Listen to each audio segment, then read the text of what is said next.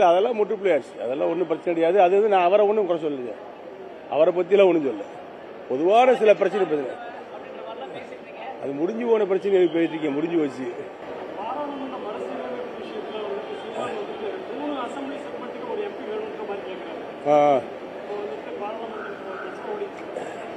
பொதுச்செயலாளர் எங்களுடைய அண்ணா திராவிட முன்னேற்ற பொதுச்செயலாளர் எடப்பாடியார் தெளிவாக சொல்லியிருக்காருல்ல, பார்லிமெண்ட்டுடைய எண்ணிக்கை கூட்டித்தான் வரணும். அதைத்தான் தமிழ்நாட்டு மக்கள் ஏற்றுக்கொள்ளார்கள், அதிமுக ஏற்றுக்கொள்ளணும். குறைக்கிற மாதிரி இருந்தால் அதை கடுமையாக அதிமுக எதிர்க்கும். அதை பொதுச்செயலாளர் சொல்லியிருக்காரு. நாங்கள் எதிர்கொண்டு தானே இருக்கோம். வழக்கு தானே வந்திருக்கு, தீர்ப்பு வந்திருக்கு. இதெல்லாம் வந்து கோர்ட்டில் இருக்கு, சுப்ரீம் கோர்ட்டில் இருக்கு, இதெல்லாம் சொல்லக்கூடாது. இல்லை வேற ஏதாவது இப்போ உள்ள இதை கேளுங்க.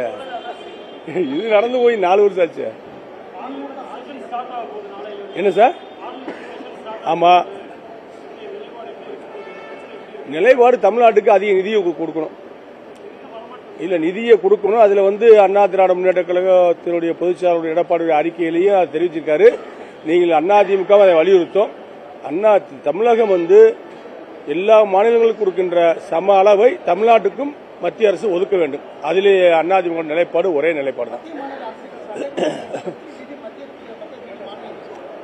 அரசியல் ரீதியாக நடக்கின்ற சண்டை தான். அதுக்காக நிதியை கொடுப்பதில் சண்டை போட்டா வாங்க முடியும்? இங்கிருந்து ஜிஎஸ்டி வரி போகுது, அவர்கள் வரியை வாங்குறாங்க, அதை திருப்பி கொடுக்கணும்ல. மத்திய அரசு மாநில அரசு கேட்கக்கூடிய நிதியை அவங்க கொடுக்கணும். அதுதான் வழக்கம். அப்பதான் வந்து நல்ல திட்டங்களை செயல்படுத்த முடியும். அது ரைடு நடந்திருக்கு, இனிமே தான் தெரியும் என்ன நடந்திருக்குன்னு. ரைடு ஒன்றும் புதுசாக நடக்கலையே. தமிழ்நாட்டில் இப்போ திமுக ஆட்சி வந்ததுலேருந்து ரைடு நடந்துகிட்டு தான் இருக்கு. ரைடு நடக்குது, போகுது, வருது, அது மாதிரி நிற்கிது. பிறகு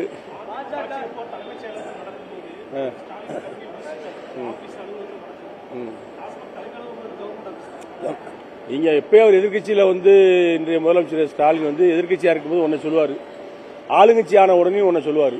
இன்னைக்கு ஒரு ஆளுங்கட்சி ஆளுகின்ற கட்சியில அவர் இருக்கிற காரணத்தால பழசெல்லாம் அவர் மறந்துட்டாரு.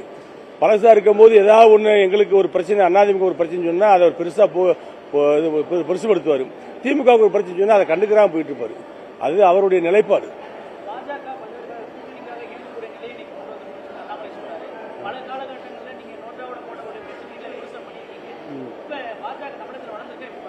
அதாவது எந்த கட்சி வளர்ந்திருக்கு, எந்த கட்சி இறங்கியிருக்குங்கிறதுலாம் வந்து தேர்தலில் தான் தெரியும். அண்ணா திராவிட முன்னேற்ற கழகத்துக்குன்னு தமிழ்நாடு முழுக்க தமிழர்கள் வாழுகின்ற பகுதியெல்லாம் வந்து கிளை கழகங்கள், கரவேட்டி கட்டிய கட்சிக்காரர்கள், பொதுமக்கள் மத்தியிலே ஏகோபோக ஆதரவு இருக்கிறது. இன்றைக்கு திமுக ஆட்சி மீது உள்ள வெறுப்பு அதிமுக மீது வெளிப்படைத்தன்மையாக ஆதரவு கொடுக்கிறார்கள். ஆகவே மற்ற கட்சிகளை பற்றி பேச வேண்டியது கிடையாது. கூட்டணியை பற்றியோ யாரோட கூட்டணி என்பது பற்றி அந்த முடிவுகளை பொதுச்செயலாளர் எடப்பாடி எடுப்பார்.